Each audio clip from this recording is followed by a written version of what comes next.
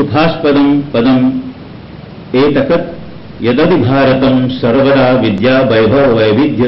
सान्निध्य महः त्रिजगति विवरी भरीतीत्यल्पमेतदस्ति सर्वाजनीनमेव सर्वं चैदत् मानव समुदायस्य दायोरर्थरूपः ध्रुवमेतत् संरक्षणादि सर्वथा आवश्यकमिति आतश्चामुष्यो सिद्ध्यै वृद्ध्यै चाधिकाशी श्रीविद्या श्रीर्धर्मार्थन्यासः जागर्तितराम् अनयैव संस्थयोद्घोषित संस्कृत संस्कृति संपोषक सभा जनरूप 150 सहस्ररूप्यकात्मक विद्याश्री पुरस्कारः विश्व विश्रुत स्रोतोपदिष्ट सनातन प्रथोदित पथोपात्त चातुर्वर्ण समुन्नयनोन्नीत विश्व बंधुत्व भावनोद्भूत हार्द प्रसूद प्रणयावदात प्राणी मात्र सुखाश्रय निःश्रेयसाधिष्ठान सत्कर्म प्रमाण सद्धर्म परित्राण परिबद्ध परिकराणाम ब्रह्मलीन श्रीमद ब्रह्मानंद सरस्वती स्वामी वर प्राप्त दीक्षोत्तराधिकार क्रमानुगतोत्तरामनायत ज्योतिषपीठ ब्रह्मलीन स्वामी श्री मदभिनव सच्चिदानंद तीर्थ पादाब्ज पूत द्वारका पश्चिमामनाय शारदा पीठेति प्रतिष्ठान द्वय देदीप्यमान स्वाधिपत्य महीयमान महीमहनीय महत्वातिशयशाली स्वरूपाणाम अनंत श्री विभूषित परम पूज्य जगद्गुरु शंकराचार्य स्वामी श्री पूज्यपादा नाम वर्तते यतिचक्र चूड़ामणीनाम आशिषा सुधा सोदर सरमद्रव धर्मद्रव गंगाजल दूषण तरल सदय हृदयाभ्यो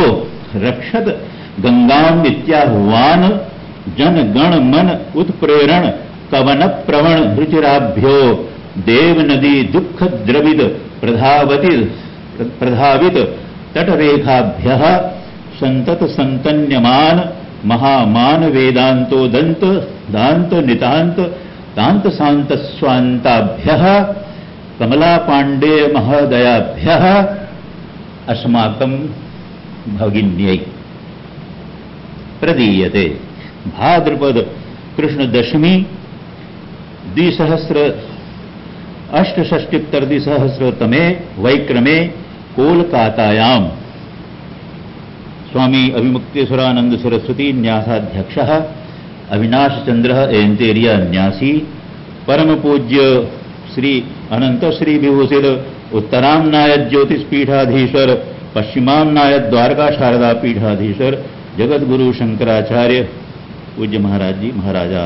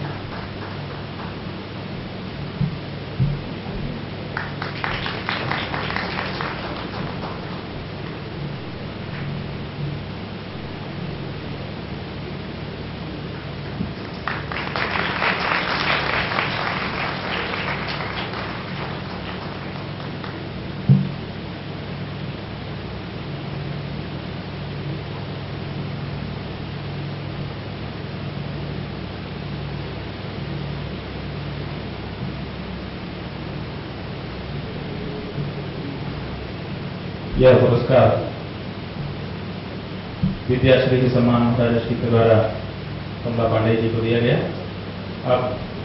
हमारे आदरणीय गुरु भाई ब्रह्मचारी सुबोधानंद गुरुचार्य जी से निवेदन है कि वे इस पुरस्कार के साथ जो 51,000 रुपये की राशि है उसका चेक आदरणीय कमला पांडे जी को बताएं।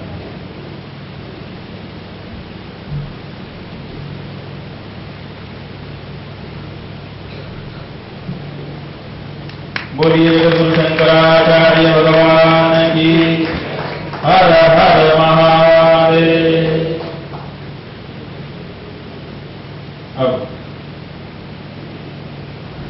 अभी आशीर्वाद से डॉक्टर कमला पांडे जी से निवेदन है कि इस अवसर पर अपने उद्गार को शब्दों में व्यक्त करें और तब हम लोग गुरु जी के चरणों का पूजन कर उनके आशीर्वचन का लाभ ले सकें। आचार्य की महान परंपरा के संवाहक ज्योतिष द्वारिका शारदा पीठाधीश्वर स्वयं हरिहर स्वरूप भगवान शंकराचार्य अनंत श्री विभूषित महाराज श्री के चरणों में निवेदन करते हुए मैं सभा को प्रणाम कर रही हूँ। महाराज श्री की कृपा की गंगोत्री धारा मुझे उस समय से आप्यायित कर रही है जब रक्षक गंगाम महाकाव्य का विमोचन मध्य प्रदेश में हुआ था और वहां से प्रस्थान करते समय महाराज श्री के से आशीर्वाद लेने जब गई, आप पूजा पर बैठे हुए थे और आपने नारियल मेरी करबद्ध अंजलि में देते हुए अपने मुखार बिंद से कहा रक्षत गंगाम। कोई भी मंत्र तब प्राणवान होता है जब वह गुरु के मुख से निकलता है।